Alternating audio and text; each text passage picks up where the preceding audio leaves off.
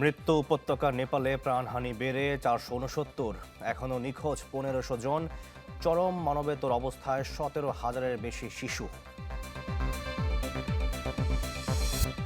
Saudi আরবে আগুনে নিহত 9 মরদেহ নিজ গ্রামে, কিছুক্ষণের মধ্যে একসাথে নওগাঁর 7 জনের জানাজা।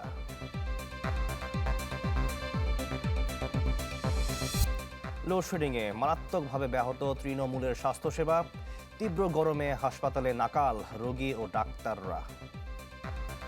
কারেন্ট যায় আর আসার খবর থাকে না, দিনে মনে 4-5 বার যায়, রাত্রেও যায়। অনেক মারামারির পেশেন্ট আসে যাদের আমাদের সেলাই করতে হয় কিংবা ওন ড্রেসিং করতে হয়, তো সেই সব ক্ষেত্রে তো পর্যাপ্ত আলোর ব্যবস্থা থাকাটা খুবই জরুরি।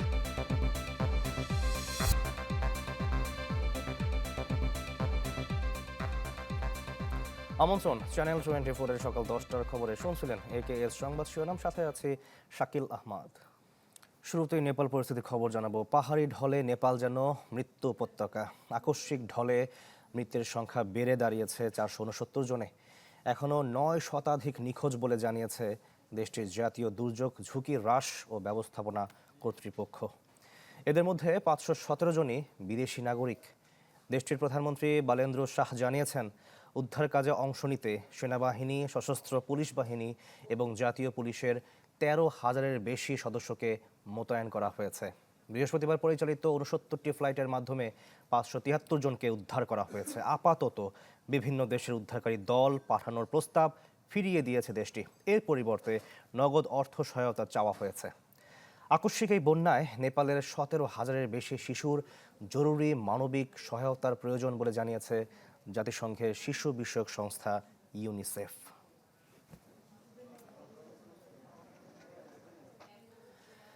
পাহাড়ি ঢল আঘাত হানার মাত্র 9 মিনিট আগে একটি পর্যটক দলের পাঠানো শেষ ভিডিও পেয়েছিলেন নেপালের একটি ভ্রমণ কোম্পানির মালিক।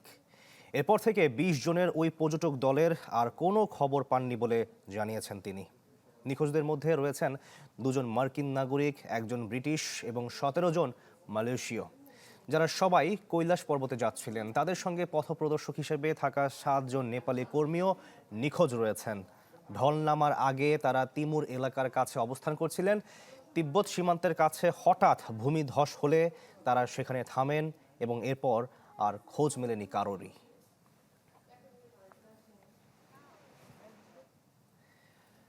বারবার প্রাকৃতিক বিপর্যয়ের কবলে হিমালয় কন্যা নেপাল। ভূগর্ভস্থ টেকটোনিক প্লেটের চাপে এভারেস্টের উচ্চতা যেমন বাড়ছে, তেমনি বিপজ্জনক হিমবাহ ধসে দেখা দিচ্ছে আকস্মিক বন্যা। প্রকৃতির এই রোষানলের দায় আছে মানুষেরও। উন্নয়নের নামে হিমালয় জুড়ে লাগাম ছাড়ার অবকাঠামোর নির্মাণ বারবার ডেকে আনছে মহা বিপর্যয়। হিমালয়ের কোলে শান্ত স্নিগ্ধ পাহাড়ি দেশ নেপাল, অথচ সাম্প্রতিক বছরগুলোতে প্রায়ই প্রকৃতির রূপ বদলে গিয়ে ভয়ঙ্কর হয়ে উঠছে এই হিমালয় কন্যা। সুউচ্চ শৃঙ্গ আর গভীর উপত্যকার এই দেশে কেন বারবার এমন সর্বনাশা বিপর্যয় নেমে আসে, তার উত্তর রয়েছে এর জটিল ভূপ্রাকৃতিক গঠনেই। ভারতীয় এবং ইউরেশীয় টেকটনিক প্লেটের সংযোগস্থলে অবস্থিত এই দেশটি জন্মলগ্ন থেকেই অত্যন্ত সংবেদনশীল। এই দুই বিশাল পাতের সংঘর্ষ ও ঘর্ষণের জেরে প্রতিনিয়ত ভূত্বকে বিপুল টেকটনিক চাপ সঞ্চিত হতে থাকে। সে ভূগর্ভস্থ শক্তির সঞ্চারই হঠাৎ ডেকে আনে প্রলয়ঙ্কারী ভূমিকম্প। তবে কেবল ভূমিকম্প নয়, বর্তমান সময়ে নেপাল ও গোটা হিন্দুকুশ অঞ্চলে বড় অভিশাপ হয়ে দাঁড়িয়েছে জলবায়ু পরিবর্তন ও লাগাম ছাড়া উষ্ণায়ন। জাতিসংঘ বলছে, বিগত 40 বছরে এই অঞ্চলের 1/4 ভাগ হিমবাহ গলে নিঃশেষ হয়ে গিয়েছে। এর জেরে পাহাড়ের গায়ে তৈরি হয়েছে অসংখ্য বিপজ্জনক হিমবাহ হ্রদ। তবে প্রকৃতির এই রোষানলে প্রলেপ দেওয়ার বদলে পাল্টা সর্বনাশ ডেকে আনছে মানুষই। উন্নয়নের নামে হিমালয় জুড়ে নির্বিচারে বনভূমি ধ্বংস, পাহাড় কেটে অপরিকল্পিত নির্মাণ কাজ এবং যত্রতত্র সুড়ঙ্গ খোঁড়ার জেরে অঞ্চলটির সামগ্রিক বাস্তুতন্ত্র পুরোপুরি বিপর্যস্ত, যার ফলে সামান্য অতিবৃষ্টি বা ভূকম্পনের ফলেই পাহাড়ি মাটি ও দুর্বল শিলাস্তর ধসে পড়ে নদীর পথ অবরুদ্ধ করে দিচ্ছে। পরিণতিতে সৃষ্টি হচ্ছে আকস্মিক বন্যা, যেমনটি ভোটেকশি ও ত্রিশূলী নদী অববাহিকায় ঘটেছে বলে ধারণা করা হচ্ছে। মিলা খন্দকার, চ্যানেল 24। দেড় যুগ ধরে ভালোবাসার নিড়ে নিশ্চিত করছি বিশুদ্ধ ও সঠিক মাত্রায় আয়োডিনযুক্ত লবণ। এসিআই পিওর সল্ট মেধা বিকাশে সাহায্য করে।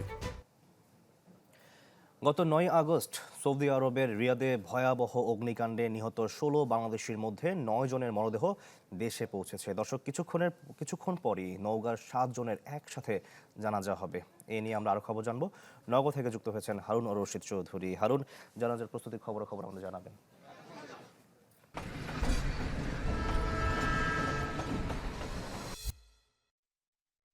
মৃতদেহগুলো আসলে যেই কলেজ মাঠ, সেই কলেজ মাঠে আসলে নেওয়া হয়েছে, আপনি দেখতে পাচ্ছেন, এবং ফ্রিজিং যে গাড়িতে ছিল সেই গাড়ি থেকে আসলে নামানো হয়েছে কফিনগুলো।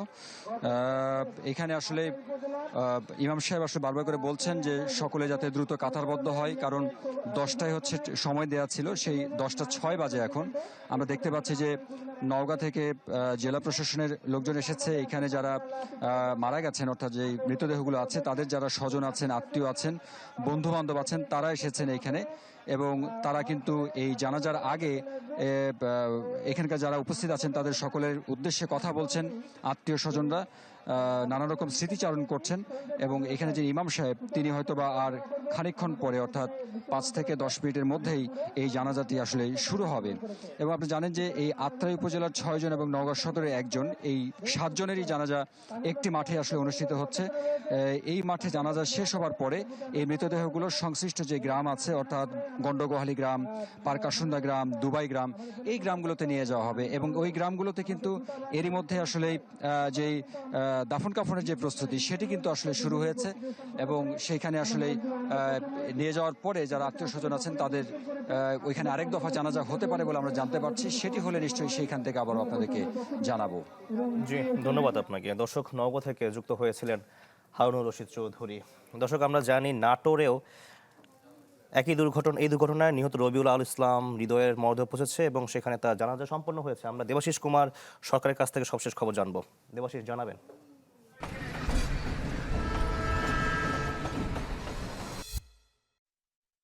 সম্পন্ন হয়েছে এবং এই জানাজায় অংশগ্রহণ করার জন্য স্থানীয় যে নেতৃবৃন্দ রয়েছে তারা কিন্তু এসেছিলেন, ও উপজেলা নির্বাহী ও ভারপ্রাপ্ত যে কর্মকর্তা রয়েছেন তিনিও এখানে এসেছিলেন এবং তার জানাজায় অংশগ্রহণ করেছেন। এছাড়া এখানে জানাজা এই মুহূর্তে শেষ হওয়ার পরেই তার যে মরদেহ, এই মরদেহটি কিন্তু এখন তার গ্রামের বাড়িতে নিয়ে যাওয়া হচ্ছে আবার এই স্কুল মাঠ থেকে। সেখানে তাদের যে পারিবারিক কবরস্থান, সেই কবরস্থানে দাফন করা হবে। এখানে আমাদের সঙ্গে উপস্থিত রয়েছেন যে নলডাঙ্গার যে উপজেলা ভারপ্রাপ্ত যে কর্মকর্তা রয়েছেন, ওনার কাছে শুনতে চাই যে বিষয়টা আসলে আপনারা পরবর্তী কি পদক্ষেপ নিচ্ছেন এই পরিবারটির জন্য বা এর যারা মারা গেছে তাদের জন্য। ধন্যবাদ। আমরা যখন প্রথমে ঘটনার কথা শুনি তখন উপজেলা প্রশাসন থেকে তাকে আর্থিক সাহায্য করা হয়েছিল, আর এখন আমরা ঘটনা শোনার পরে তাকে জানিয়েছি এবং তা তো আজকে দেখলেন জানাজা হলো। এর পরবর্তীতে আমাদের সরকারি বিধি অনুযায়ী যদি আমাদের কোনো বরাদ্দ থাকে আমরা হয়তো যোগাযোগ করব, যদি কোনো বরাদ্দ আসে তাহলে আমরা তাদেরকে সহযোগিতা করবো ইনশাআল্লাহ। এছাড়া স্থানীয়ভাবে কোনো আর সহায়তা বা আর্থিক স্থানীয় বলতে আমরা তো সরকারিভাবে যদি কোনো বিষয় থাকে সেটাই আমরা করতে পারবো। স্থানীয়ভাবে হয়তো রাজনৈতিক ব্যক্তি যদি করতে পারে তারা স্বইচ্ছায় করতে পারবে। আচ্ছা, ধন্যবাদ আপনাকে। আমরা শুনছিলাম যে উপজেলা ভারপ্রাপ্ত যে নির্বাহী কর্মকর্তা রয়েছে তার কাছে আমরা শুনছিলাম যে এই মুহূর্তে আসলে এখানে সম্পন্ন হয়েছে এবং তার গ্রামের বাড়িতে জানাজা সম্পন্ন হবে।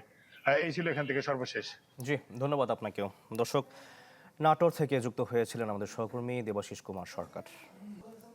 অন্যান্য প্রসঙ্গ, চলমান বিদ্যুৎ সংকটে চিকিৎসা কার্যক্রম মারাত্মকভাবে ব্যাহত হচ্ছে ঢাকার বাইরের স্বাস্থ্য কমপ্লেক্সগুলোতে। অনেক জায়গায় দিনে 6 থেকে 8 বার লোডশেডিং চলছে, ফলে তীব্র গরমে নাকাল রোগী ও চিকিৎসকরা। তৃণমূলের এসব স্বাস্থ্যসেবা কেন্দ্রে জেনারেটরের ব্যবস্থা না থাকায় পরিস্থিতি আরও নাজুক হয়ে উঠেছে। রিপোর্ট করেছেন মোহাজির হক, ক্যামেরায় ছিলেন মমিনুল হক আফফান। গড়ে 6 ঘন্টা থাকে না, 24 ঘন্টায় 6 ঘন্টা থাকে না।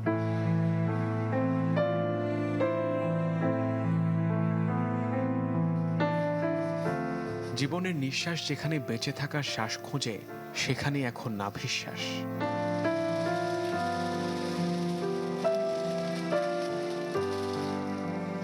আলোহীন অবস্থায় ধুঁকছে যেন গোটা হাসপাতালটাই। চলমান বিদ্যুৎ সংকটে এমন অবস্থা ঢাকার বাইরের স্বাস্থ্য কমপ্লেক্সগুলোতে। ঘন ঘন বিদ্যুৎ বিভ্রাটে ত্রাহি অবস্থা রোগীদের। সুই সিরিঞ্জের পাশে এখন হাত পাখা, বেডের পাশে মুঠোফোনের টর্চ। কাকা হাসপাতালে কদিন ধরে আছেন আপনি? আজকে 4-5 দিন। 4-5 দিন ধরে কি আপনি দেখতেছেন কারেন্ট নাই হাসপাতালে এরকম? ঘড়ির কাঁটায় তখন বেলা ৩টা। মানিকগঞ্জের সিংগাইর উপজেলা স্বাস্থ্য কমপ্লেক্সে বিদ্যুৎ নেই ঘণ্টাখানেক। 4 দিন ধরে ভর্তি আওয়াল মোল্লা জানালেন, দিনের চেয়ে রাতের অবস্থা আরও নাজুক। রাত্রেও দিনেও কারণ থাকে না, আর যদিও আসে 10 মিনিট 20 মিনিট থাকে আবার যায়। প্রচণ্ড গরমে জ্বরটা আরও বেড়েছে 6 বছরের জান্নাতের। লোডশেডিংয়ের সময় শহরের হাসপাতালে হয়তো জেনারেটরে মুক্তি মেলে, কিন্তু এখানে সেই ব্যবস্থাও নেই। কারেন্ট এই যায় আর আসার খবর থাকে না। দিনে মনে হয় 4-5 বার যায়, রাত্রেও যায়। আর এগুলোর লাইটের সমস্যা আছে, কারেন্টে এত ভূগন্ত হলে কি রুগীদের কোনো হয়? 50 শয্যার এই সিংগাইর উপজেলা স্বাস্থ্য কমপ্লেক্সে রয়েছে এই একটি মাত্র জেনারেটর, যা খুব স্বাভাবিকভাবেই হাসপাতালের চাপ সামলাতে পারছে না। এর কারণ হিসেবে হাসপাতাল কর্তৃপক্ষ তেলের জন্য বাজেট না থাকার কথা বললেও পুরো হাসপাতালটিকে তারা বলছেন অন্তত সৌর বিদ্যুতের আওতায় নিয়ে আসতে। বহির্বিভাগে লাইনে থাকা রোগীদের সাথে যারা আসেন তারাও যেন রোগী হয়ে যান এখানে। মাসখানেক ধরে এমন অবস্থা চললেও খোঁজ নিচ্ছে না কেউই। বাচ্চারা অনেক আর অসুস্থ হয়ে পড়তেছে, অনেক ঘাইমা যাইতেছে, সমস্যাই তো। বাসাতেও আমরা সমস্যার মধ্যে আছি, হাসপাতালে আসছি, দেখেন এখনো কারেন্ট নাই। অনেক আছে মনে করেন অজ্ঞান হয়ে যায় কারেন্ট না থাকলে, কারণে জেনারেটর নাই, জেনারেটর দেয় না সরকারি। কেবল সিংগাইর নয়, খোঁজ নিয়ে জানা যায় রাজধানী ঢাকার আশেপাশের মানিকগঞ্জ, গাজীপুর, নারায়ণগঞ্জ ও মুন্সিগঞ্জের উপজেলা স্বাস্থ্য কমপ্লেক্সগুলোর চিত্র প্রায় একই। দিনে 6 থেকে 8 বার লোডশেডিংয়ে চিকিৎসা কার্যক্রম ব্যাহত হচ্ছে জরুরি বিভাগ, প্যাথোলজি ও অপারেশন থিয়েটারে।